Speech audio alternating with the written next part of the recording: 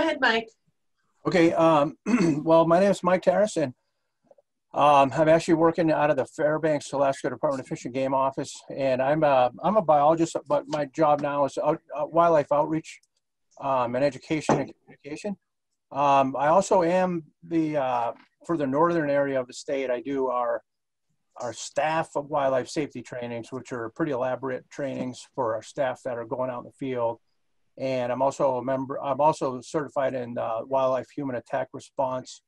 And I hunt and I gather and I do all that. So I'm gonna try to provide some context regarding like hunting and wildlife safety, because it's a very different, a little bit of different thing than our regular wildlife safety training. So hopefully I can provide you with that tonight. And I'm glad that everybody came to join us. Thanks, Mike.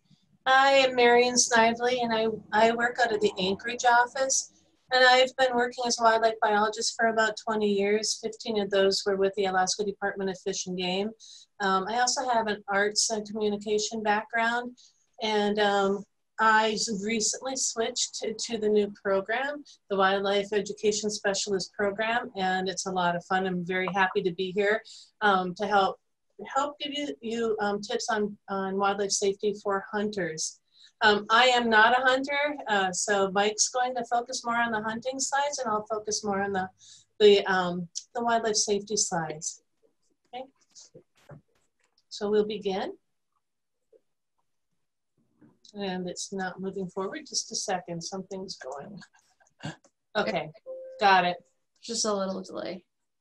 So we will talk about wildlife safety for hunters. We give them a little bit different tips because they kind of behave a little bit differently in the field when they're hunting. And of course, Mike will talk more about that. So our main overarching goal, I would say, is kind of to give you some tips about how to behave when you actually encounter a bear, okay? We also like to increase your overall wildlife safety in the field and make you feel confident but cautious at the same time. We also would like to reduce the conflicts of bears and moose and wolf in their country. We want to emphasize critical thinking as well as personal responsibility for your decisions. So we'll talk a little bit about bear foods. This is pretty important for a lot of reasons, but one is that if you're going to be hunting in an area where the fish are running, you'll probably have a bear encounter, at least see one. If there's a lot of berries out, the bears are probably going to be there also. So a bear has one huge job to do in the summer, and that's basically to gain weight, to get fat. And that is really two big reasons. And one is that so that they can survive the winter when they den and they go through torpor. They need enough fat to live through the winter, but also to wake up. It's pretty energetically expensive to wake up from this torpor.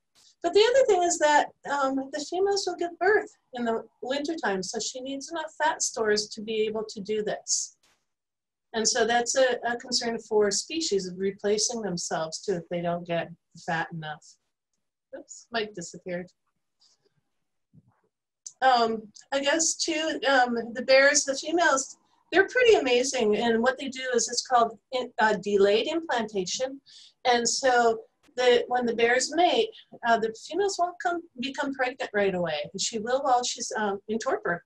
And what happens is the egg will develop into a group of cells and then stop developing. And if she doesn't gain enough weight, she won't have the energy to give birth and raise the young. And so the pregnancy will just be terminated automatically, which is pretty cool. Okay, Mike, are you ready? Yes. So, all right, we're gonna get in the part where we apply staying safe in bear country as it applies to hunting, which I alluded to is very different, and we'll explore that in a little bit here. Okay, Marian, if you wanna. Sorry about that, checking the time. So just some general concepts, you know, normally if you're out there hunting, you have something with you, some kind of weapon, you know, firearm or a bow and arrow. Not always, that's not always going to be capable of killing a bear, because you might be small game hunting or duck hunting or whatever. But if you're big game hunting, you know, you probably have something. But even then, even if you do have some type of firearm with you, a lot of people carry a secondary one, a secondary deterrent, whether that be bear spray or a handgun, because what happens with people, especially if you're backpack hunting or going long distances, a lot of times you have your rifle attached to your pack somehow, so you may not have a deterrent readily available in that kind of situation. And there's other factors too, like when you're if you're using game calls, predator calls, calling in animals, especially like deer, those calls can very easily bring in a bear. You know, maybe not as much for moose, because bears aren't as like apt to go try to kill an adult moose, but for deer and also calling predators and stuff, you're making basically a squeaky noise call, and that definitely could attract bears. So you have to be aware that the potential for that. And it's definitely good to hunt with a partner, or 2 or 3 people, whatever you can do. A lot of people hunt together. And in such a case, both people should have a deterrent with them, because you don't know, there's a lot of potential situations that could arise and you don't know what they're going to be. So, and using all your senses to stay aware and be observant. Of course, if you're out hunting, hopefully you're doing that anyways, but as hunters, we are intentionally breaking many of the wildlife safety rules that we provide to our own people, you know. But that's a necessity if you're hunting, because you're not going to go out in the woods hunting making a bunch of noise, because that kind of defeats your purpose of finding animals and sneaking up on animals that you want to harvest. So so that being said, there's an inherent risk in that kind of behavior, but at the same time, we'll learn some behavior that you should still do in the situations that are possible. Are you ready? Yeah. Okay. So we mentioned to use your senses, and so you want to look for fresh tracks, either in the mud, or sometimes you can see, if a bear crossed a stream, you can see the wet footprints on the rocks or what have you. I'm gonna look for scat. I'm a wildlife biologist. This might sound gross to some people, but I'll actually put my hand real close or even touch the bear scat if I think it's really, really fresh. It'll tell you if it just came by, but it won't tell you necessarily how old it is, but you can tell if it's rained out, how, you know, that it might be a little older. Also look for signs of trees, scratching on the trees. And I want to really emphasize that your behavior influences the outcome of a bear encounter. And so, first of all, you really, really want to stay calm. And that's difficult to do when you see a bear. You know, it's easy to say, stay calm, don't panic, but it takes a lot of control to do this. We also really want to emphasize, never run from a bear, because that can elicit a predator-prey response. So if you run, you're letting that bear know that you're a predator. So don't do that. If the bear does not notice you, so you're walking in the woods and you see a bear, but the bear is busy doing something else, just move away, back away quietly. Get your deterrent ready, of course, but keep your eyes on the bear as much as possible, but do not do that if you think, you know, you're going to trip and fall. Pay attention to where you're going, but balance it with watching what the bear is doing. Because if the bear does notice you, you want to change your behavior. You want to stop, again, ready your deterrent, face the bear. You want to make yourself big. You do this by grouping up. Get everybody fairly close together, shoulder to shoulder, and you want to, you know, grab your bear spray. You can make yourself big by doing this. You know, and talk to your group of people before you go out as to what you want to do. Maybe 2 people, if you have a group of 3 people, will want to make themselves big, while the other one, everybody ready their deterrent, but the other one may want to be ready with the deterrent instead of having their arms up there. So you might want to discuss this, again, as your kind of your personal responsibility. Have a plan before you go out and use our tips as much as possible. So you want to stop, ready your deterrent, face the bear, make yourself big. Alert the bear by talking calmly but firmly. You don't want to be aggressive. You don't want to be hysterical.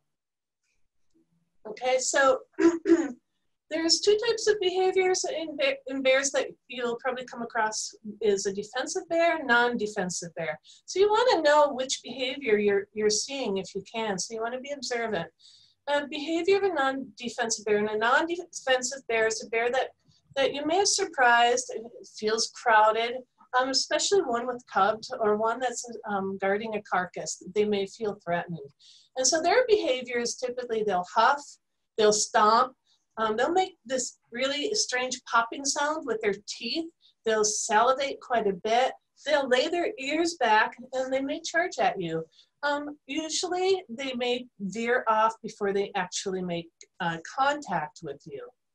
And so the behavior of a non-defensive bear. Now a non-defensive bear is a bear that may approach you. You may be on its travel route. It may be curious. It may be testing its dominance. It might be food conditioned or could potentially be a predatory bear. So their approach is usually pretty quiet. Their ears are up. Their eyes will probably be focused right on you. Their approach is deliberate or even circling. And so now we want to discuss how to respond. So you have time to assess the situation and you've decided this is a defensive bear or a non-defensive bear. Initially, your behavior is going to be similar in both cases. And so you've determined defensive bear or non-defensive. So you want to stop and ready your deterrent. Know how to use this deterrent. Another very important thing too, don't keep the deterrent in your back. If you're in one of these situations, you don't have time to be digging around your pack. So they make belts and harnesses.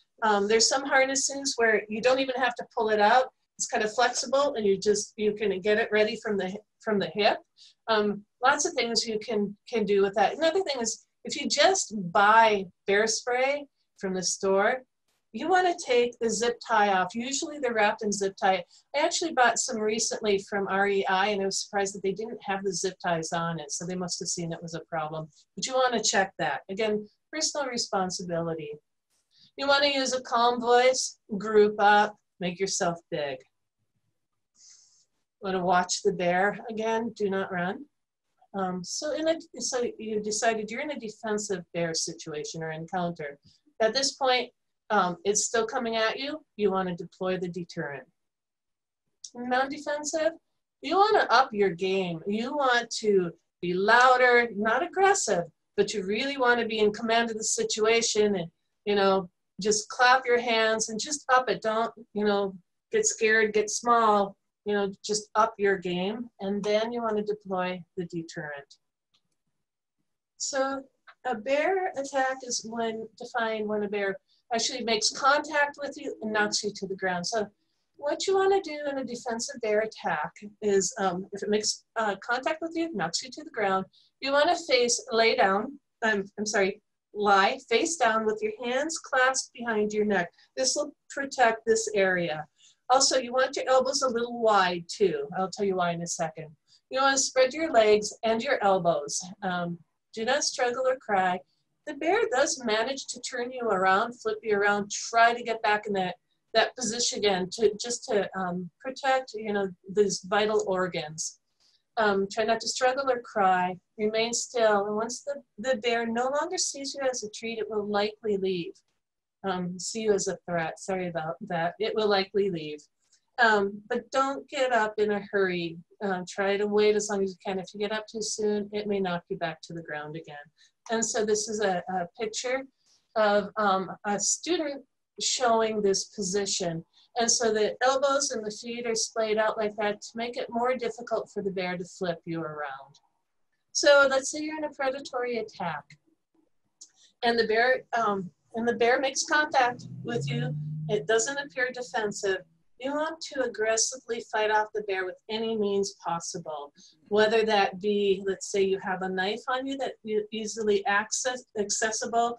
I don't know, maybe anything, bear spray that you maybe weren't able to shoot on, or maybe you did shoot and it still came close. Hit the bear's face, its eyes, and its nose. Those are some very sensitive areas on a bear. Okay. Mike, did you want to add anything to that? No, I don't think so. I think okay. So let's do a review. Yeah, oh, I'm sorry, just one thing, just to, Oh, yeah. you know, I don't know if you notice, like, just so people are aware, we do not distinguish between what kind of bear it is, and that's a very important thing. You act that way, regardless of what species of bear it is. So Yeah. it's just a bear. You don't have to figure out what it is, whether it's a grizzly bear or a black bear. It doesn't matter. Your behavior is going to be exactly the same. You're right. That's all. Thanks, Mike. Yeah, that's very true. So in reviewing, you're in a defensive bear encounter. You stop and you assess the situation, try to control that adrenaline rush that you're getting. Ready your deterrent, use a calm voice and group up, make yourself big. Watch the bear, do not run from the bear, and deploy the deterrent, okay? And so, what to do in encountering a non-defensive bear, very similar, stop, assess, ready your deterrent, use a calm voice and group up, watch the bear, don't run, and then up your game again. And then if you have to, deploy the deterrent. Since Mike is the hunter, I'm going to turn it over to him for the next group of slides. Okay. Yeah, so we're just going to look at we're going to look at, if we're actually out hunting, some safe practices. Like I said, we're taking an inherent risk by some of our behavior out there in the field, but there are safe practices regardless that'll help, and we're going to review some of those. Oh, sorry, you ready, Mike? Yeah. Well, first of all, just in general, whether it's not related to wildlife safety, just making a plan, a trip plan. If you're going out anywhere, let somebody know where you're going and when you plan to return. And, you know, do you have a date, a cutoff date where you consider it emergency? I know personally people that have been left, you hear stories about it, people being left out there and not getting picked up by an airplane or whatever. It does happen. I would also add in, I'm not sure if we have it somewhere else, but you should be carrying some kind of communication device. Like, I will not go out in the field anymore without having an inReach with me. And I already know, I've used it to save some people's lives, and I know other people have saved their own lives while they were out hunting.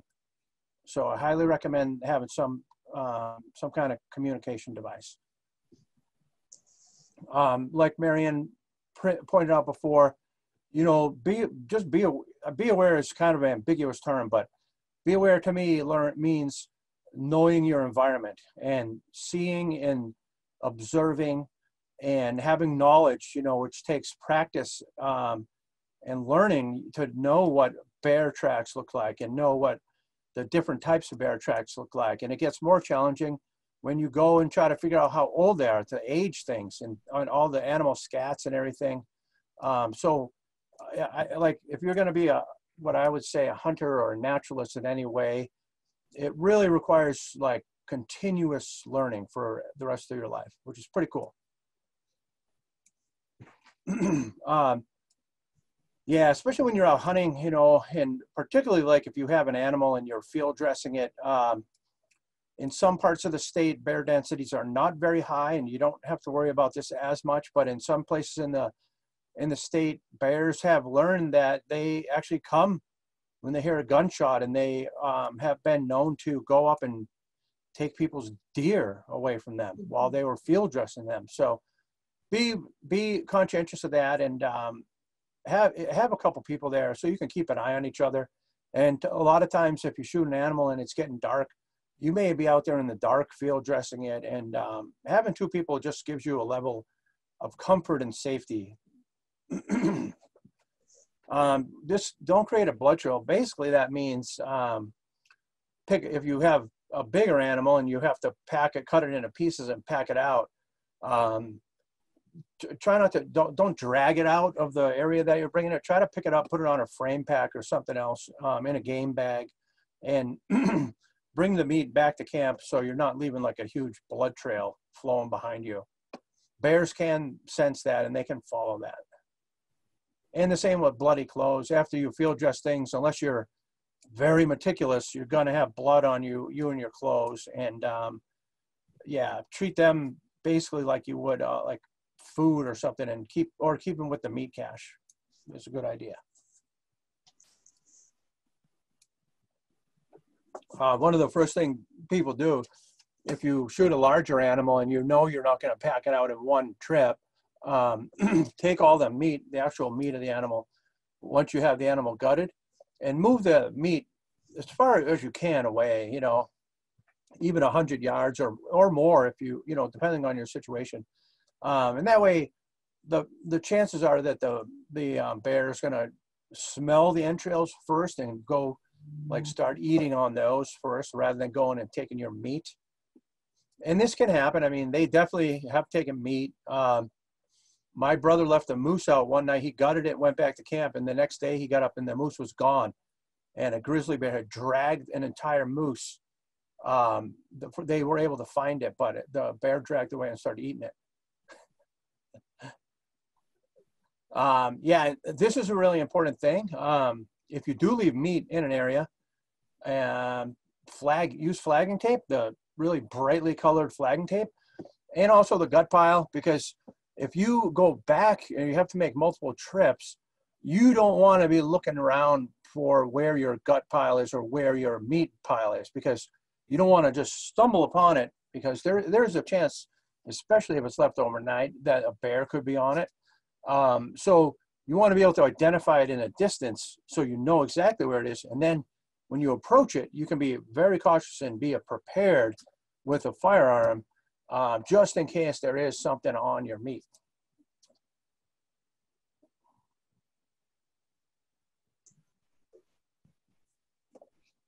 We got another one here? Yeah. Okay. When you're in camp, you know, cache your meat out of reach of bears. That's not always possible. Sometimes it's impossible. But if it is possible, then you should definitely try to do it. But you should always keep it away from your camp and keep it in a clear line of sight that you can see. So if something is out there, you'll know. You can look from camp, even if it's with binoculars or something, look at it and just make sure that nothing is on it that you might have to go scare off. And we'll talk about fences in a little bit, but there's portable electric fences that you can put around your meat. And there's also other like sound detection devices, alarms that you can put around the meat that will warn you, give a big alarm if there is something at your meat. Some of those are really easy to carry. I would highly recommend them, or an electric fence too. But not all situations are like, if you're up in the Alpine, you're not keeping your meat out of reach of bears. If you're in a place with small trees, you're not going to do that. You can't hang. You're not going to put a whole moose quarter like 20 feet up in a tree times 4.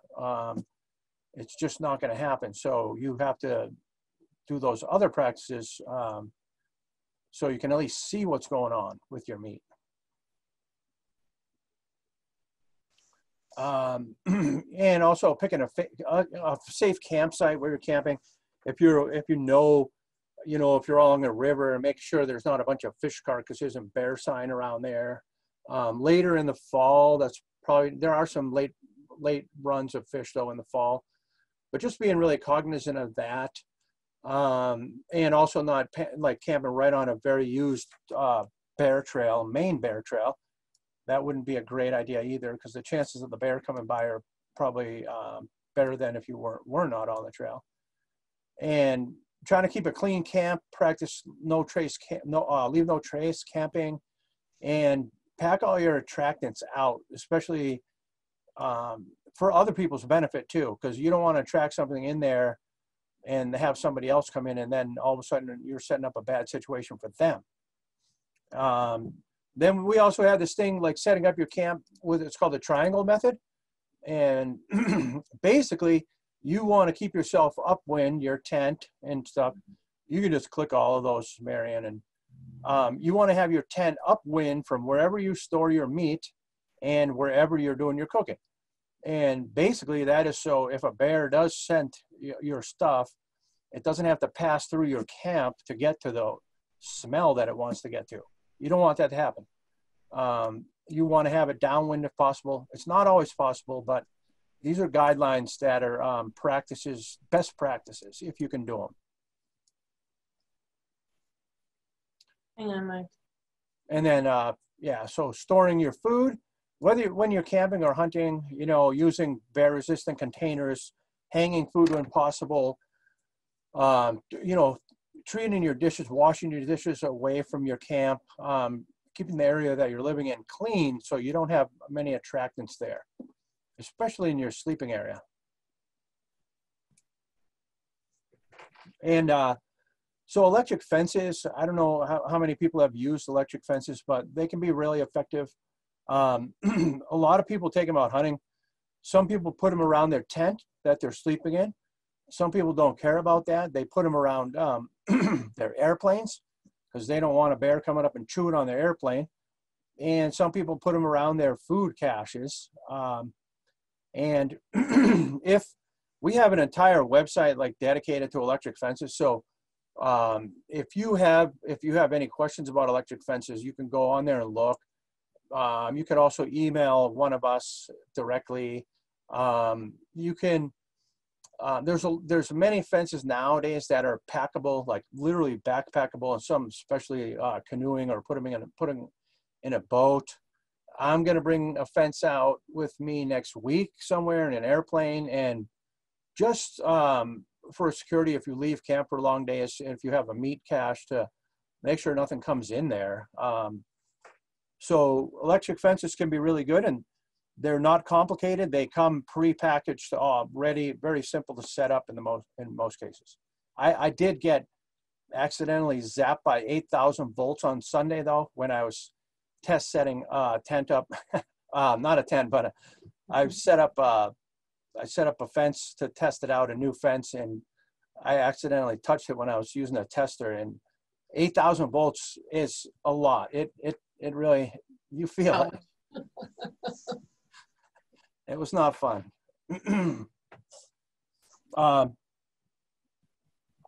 Okay, there's other detection systems that are really small, like there's bear spray, of course, as a deterrent, but in this case, I'm talking about deterrents such as things called critter getters, this black item in the middle. It's basically a very loud alarm system that runs off of motion detection and infrared. And if any animal comes in its range, it sends off a loud piercing alarm, which A, could scare the animal away, but B, it also tells you that there's something out there. And these things are really small. They run off of 9-volt batteries, and you could carry 2 or 3 of them very easily without taking up too much space. Just an early warning device. It also gets set off by foxes and squirrels and things too, but if you practice putting them at the right height and all, you can get it narrowed down. There's window mats, like electric scat mats that you put on the ground if an animal touches them that get zapped. Electric fences. Some people put up trail cameras while they're away from camp just to see if anything is passing through around their tent area. And then there's also these very simple tripwire alarm systems that they're basically the same thing as a critter getter, but the animal actually has to walk through and trip that wire to set the alarm off. And that's just a warning system, but it's definitely not a bad thing to have a warning if there's going to be bears coming around your camp. So, yeah, so I want to talk about deterrence a little bit, because oftentimes in wildlife safety, this comes up as a question, and I'm going to tell you right now, I'll use deterrent as a term for either bear spray or a firearm in this case.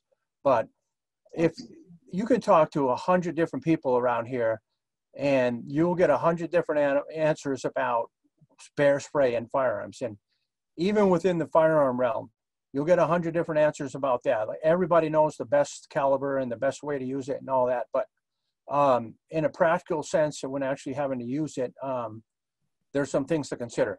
And I'm not making any judgment on what anybody carries, whether you carry bear spray or firearm.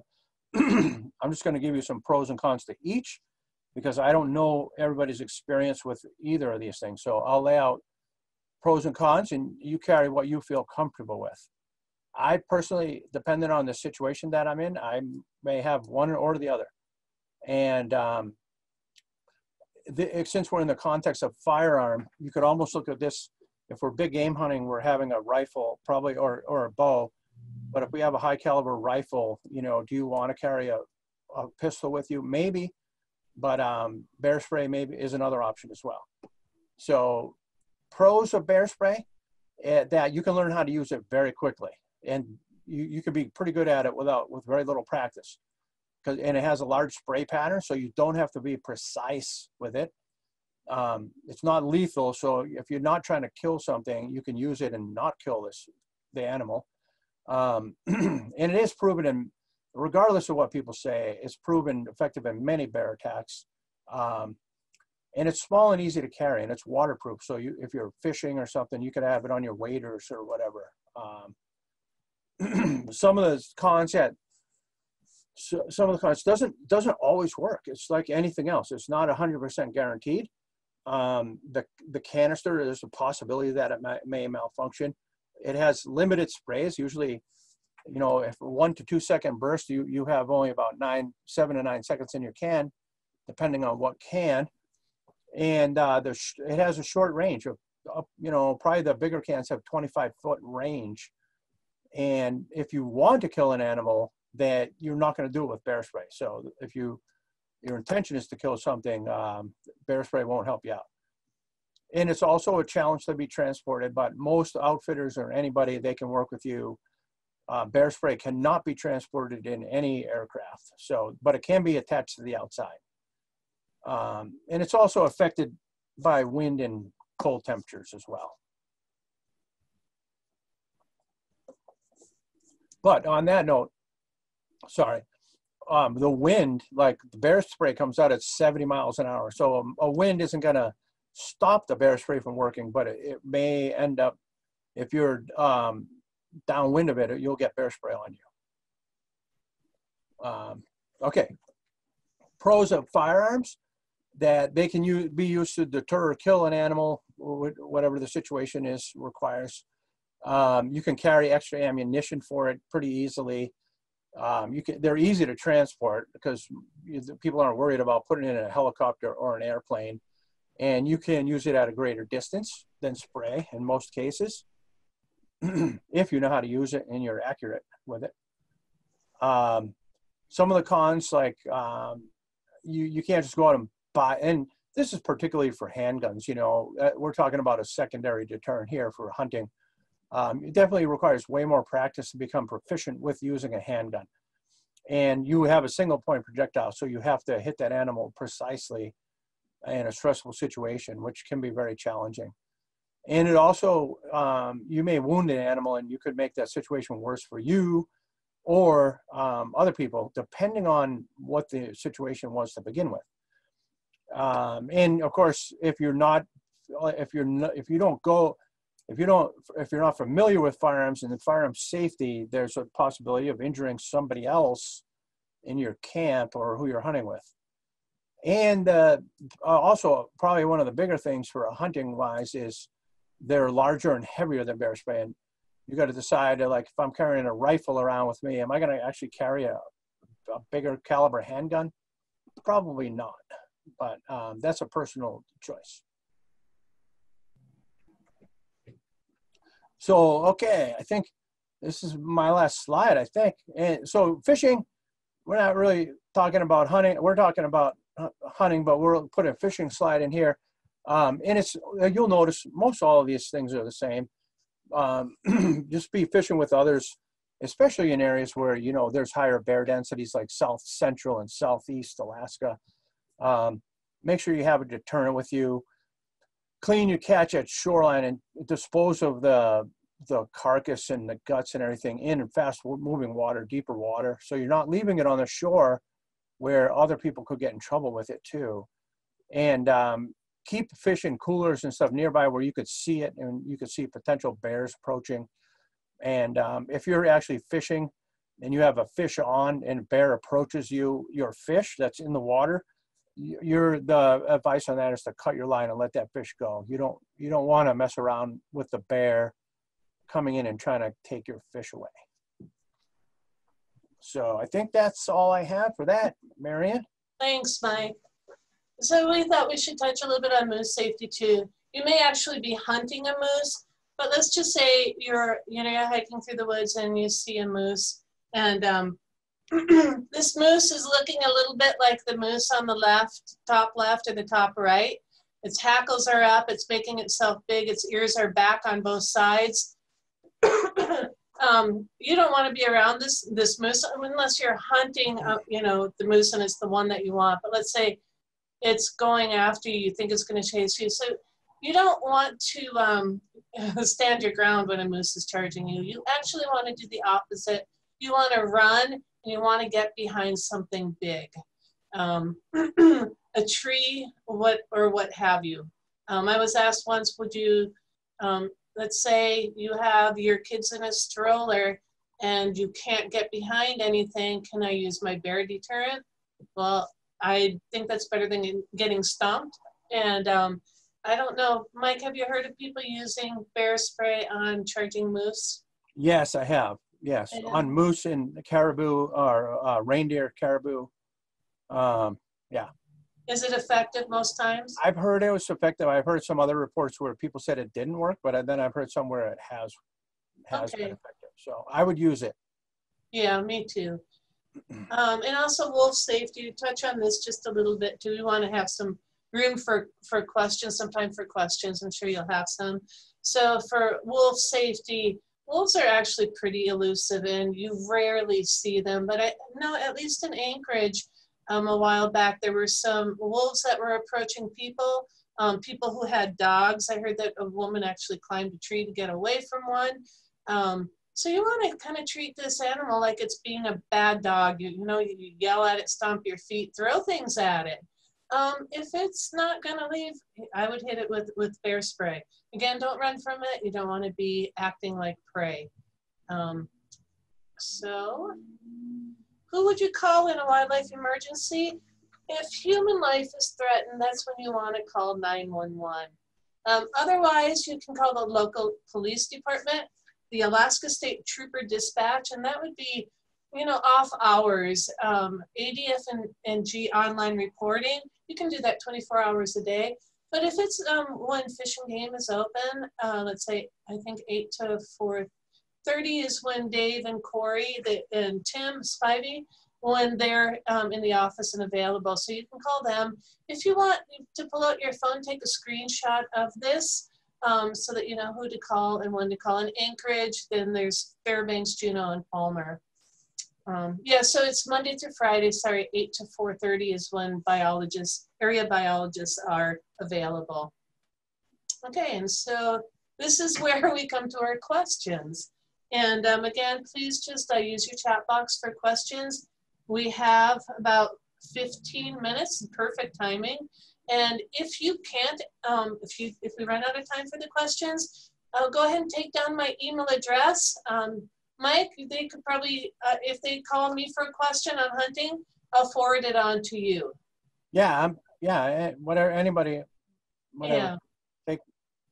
Yep. Okay. So while we're waiting for anyone to think about questions they might have, I went ahead and pulled up our Vimeo and our YouTube spot, which is where I believe the recordings get placed. Is that correct, Mike? I'm not 100% sure on that, Jen.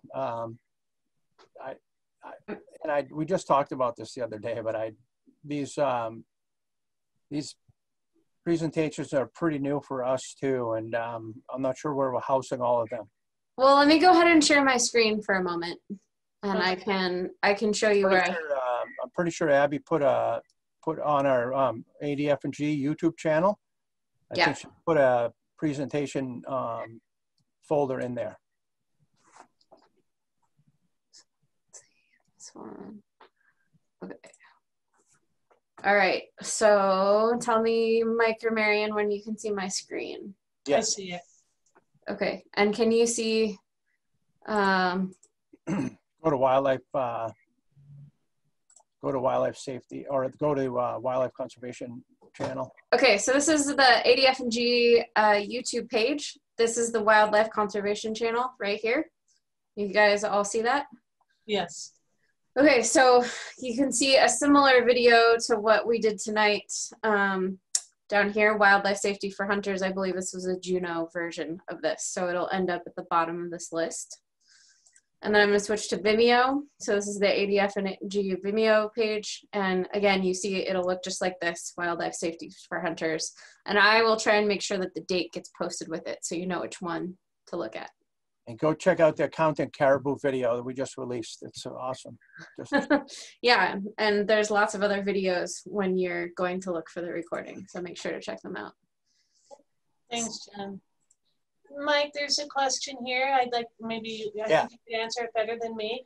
Yeah. How do you identify a bear trail? This is a question from Sherry. Yeah. So how do you identify a bear trail? Well, for the most part, all throughout the forest and along rivers and stuff, there's what we call game trails, you know. And a game trail is just a trail that has been used over, you know, multiple times. It's animal hasn't just like went through there once. It is used multiple times, and that's why we walk on them as people, because they're very usually clear avenues of walking, you know. So they just appear as a beaten down path in the forest or in the, you know, even on the tundra, you know, you can see these trails. To know that it's a bear trail, like our bears using that trail, you would know that by looking for other sign. And almost always on those trails, you'll see like rub trees where bears actually stop and they rub up against the tree to mark the tree. And you can see hairs on there, and the bark will be rubbed off. And if it's really a heavily used like traditional bear trail, some of these marking spots will have, it's hard for me to describe it verbally. I show you some pictures of it, but they will, once they get close to their trail, it's a ritualistic behavior. They will stomp their feet in the ground while they're walking and twist them a little bit. And what they're doing is putting scent in the ground. But what happens is they wear those foot pad little holes down in the ground. So you'll see those really clearly along that trail, especially near a rubbing tree. And if you see that, you know that that's really like a well-defined bear trail that bears are using probably often. It's just not like a one-time thing, but you can run across a bear on a game trail anytime, because they use game trails just like other animals do. So it's hard, other than going out and showing you these in the field, it's hard to describe, but hopefully that was helpful. I would recommend you get if you can, and you want to, sorry, I just stepped away for a minute. Get this book here. It's called Mammal Tracks and Sign by Mark Elbrock. It's a very extensive book, and it has pictures, a lot of pictures of that type of thing in there. If you want to like start getting into your own study about it. And I can add, a lot of these things are only identifiable by experience, you know, so. Yeah, when I was out on the tundra, I was doing some walrus monitoring at a place called Cape Cenevin, and there are a lot of bears, and the bear trails there, they must be really, really old, because you'd walk in them and they'd go up to like almost your knees, very narrow. The bears just walk into it, you know, continuously they're hard to walk in because they're kind of hummocky, and the bears seem to maybe toe in a little bit. But yeah, they're very distinctive on the tundra. Yeah. So I see a question from Marjorie, and that, you know, like if that's around here, Marjorie, out in the woods around here, yeah, a lot of bears in the springtime climb aspen trees, and they get the catkins out, the very nutritious catkins, and they eat them. And when they're climbing, particularly, they leave marks when they climb, but especially on their descent, when they got to put the brakes on, they leave claw marks down the tree.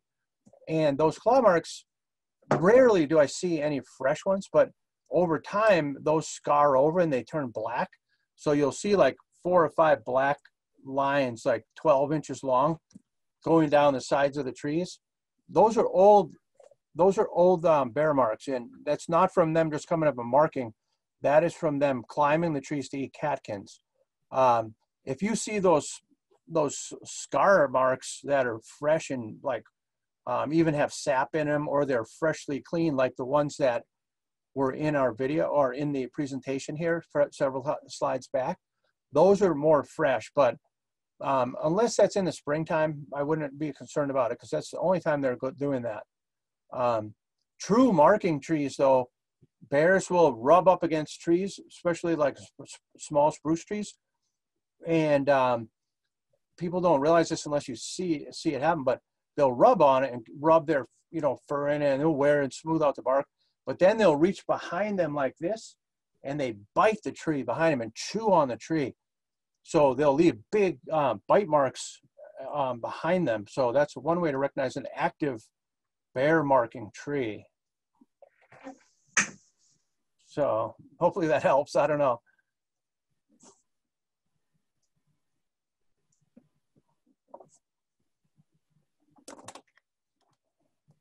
But bear rubs, usually if you find a rub tree, you can find a hair on it, and you can sometimes just determine whether it's a black bear or a grizzly bear too.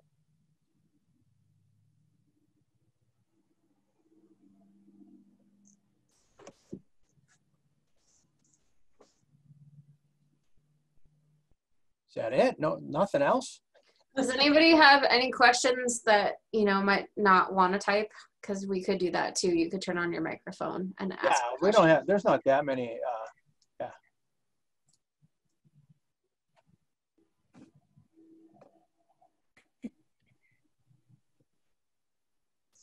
So this is Marjorie again. Since other people aren't, jumping in, I do have another question, which I have 2 boys, 7 and 9, and I often go out in the woods with them by myself, and I've got my bear spray, but I was wondering if you have any tips on hiking with boys who might look like a tasty treat.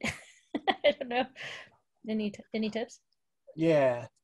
I don't know really, I don't think they look any different than other, if anything, they're at that age, they're less threatening than an adult to a bear. But it's all those things still apply, basically staying tightly as a group is one thing. You guys are out, you're probably making noise. It's actually better to have more people there because that's more likely, especially for kids, to make noise. So that's actually a positive thing. And then, yeah, I don't know, whenever they get comfortable enough to where you feel like they are able to use bear spray, to have them start carrying something would be a good thing too. But that's a parental decision there. Every kid is different, so those are things that pop into my mind right off the bat. Marian, you got anything else on that? Yeah, I think, like I said, group up. Maybe have another adult or 2 around too, just so that you're in this bigger group. And just make sure the kids know to stay close, not to wander off and be alone. That's all I can really add, I think. Yeah, I'd be more worried about teaching them about moose, what to do if they see a moose too. Yeah. Then they could, get charged by a moose more likely. Right. And we have some good videos online for kids about moose, how to behave around moose and around bears too, on our website. I'll check that out. Thank you.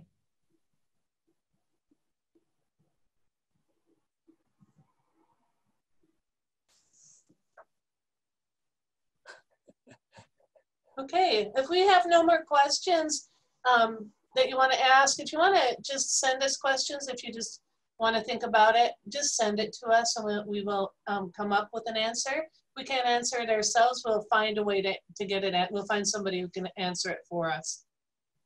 Yeah, and if you have any comments about things that we didn't cover or that you would like to have covered too, throw those out there too. So, because we're going to be doing these now, we're going to be doing more of these Zoom presentations in the future. So, be good to know. And Marjorie, I don't know that I could pull off a plant Zoom presentation. I don't know what that would look like, but slideshow with lots of plants. But we are thinking about trying to have some classes virtually and how to do it. So it's in the works. Also, he's very good with animal tracking. I took that class from Mike also. It was really excellent. Thank you. So Sierra sent the link to the Live with Moose from our website. Thanks, Sierra. Okay, thank you, everybody. Thanks for joining us. Yeah, Thank you. Have a good evening.